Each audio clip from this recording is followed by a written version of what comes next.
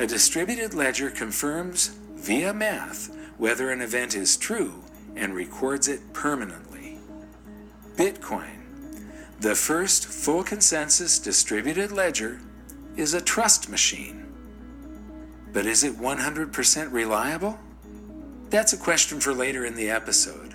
But for now, where did Bitcoin come from and who invented it? Well, Bitcoin was originally developed by a pseudonymous developer, Satoshi Nakamoto. There's a lot of speculation about who he is, and frankly, I work directly with him, but I have no idea. But that never really worried me because Bitcoin itself is open source. And so any engineer can evaluate the Bitcoin source code, evaluate the Bitcoin cryptography, and understand and trust the software. So you don't have to trust who wrote it, you trust the software itself. And so that was one of the big reasons why Satoshi chose open source for Bitcoin, is so you can have trust in the system. You don't have to trust who he is. I don't know who Satoshi Nakamoto is. I also don't know who Euclid was. Might have been some dude in Sicily a few years BC. But we don't really know. We have some historical records that tell us that Euclid was someone who invented geometry in the ancient world. But it doesn't matter. Euclidean geometry works whether I know who Euclid is or not. Whether Euclid was a nice guy or an evil person, Euclidean geometry simply works. It's completely independent of its creator. And if we didn't know who invented the electric motor or the radio or any of these core technology developments, electricity, so what? They still work.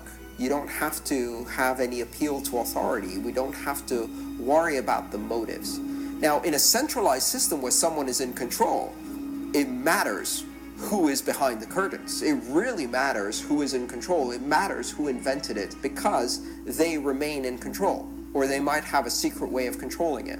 Bitcoin is wide open, and no one is in control, and everyone can see exactly how it works. So how does it work, and what's the point? Cryptocurrencies like Bitcoin allow people to transact with each other using the internet anywhere on Earth. Instead of having an account number like a checking account or a credit card, cryptocurrencies are much more secure because they have a public key and a private key. It's like having two account numbers, one for deposits and another for withdrawals. You'll often see them displayed as a string of characters or a scannable code. This level of security means that you could put your public key on a billboard if you wanted to, and your funds would still be secure. The only thing other people can do with your public key is send funds to you. It's your private key that gives you access to your funds. As long as you keep control of your private key, your funds are absolutely safe, and theft and fraud are virtually impossible. But, just like cash in your wallet, you need to keep it safe to prevent it from being stolen. Its security is entirely your responsibility. Cryptocurrencies can also give you privacy. Just like cash, you don't have to disclose any personal information when you spend them. By contrast, a credit card has your name, account number, and expiration date. These act like a public key. But the equivalent of your private key, your signature and security code, are displayed in plain sight. This is just plain stupid. I've toured 5 national money museums, and while I was at one of them, I saw a group of young students on a school outing. I can just imagine that someday in the future, a group of kids will be standing around the credit card display, pointing and laughing at the incredible stupidity of the system we once used.